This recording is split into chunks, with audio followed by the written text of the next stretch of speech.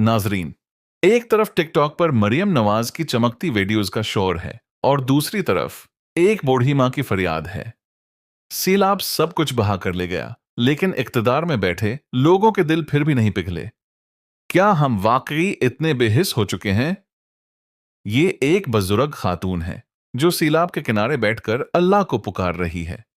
उसकी आवाज में दर्द है, बेबसी है और वो सवाल है जो पूरे निजाम पर ताजियाना है। आइए नाजरीन, पहले बूढ़ी माँ की वीडियो देखें और अगर आप वाकई तब्दीली चाहते हैं तो खामोश न रहें, सब्सक्राइब कीजिए, आवाज बने और इंसानियत का साथ दें। अल्लाहु अकबर, अल्लाहु अकबर। या अल्लाह जिंदा दे सोचिया, या अल्लाह गरीबा तुए तंगिया नहीं जरिया जानिया मेरे मौला। अल्लाहु अकबर, या अल्लाह जिंदा दे सोचिया, या अल्लाह गरीबा तुए तंगिया नहीं जरिया जानिया मेरे मौला। यह सिर्फ एक औरत नहीं, ये लाखों मजलूमों की आवाज है जो रोजाना आसमान की तरफ हाथ उठाकर फरियाद करते हैं। मगर अफसोस, ताकतवर लोग आज भी ख्वाब गफलत में सोए हुए हैं।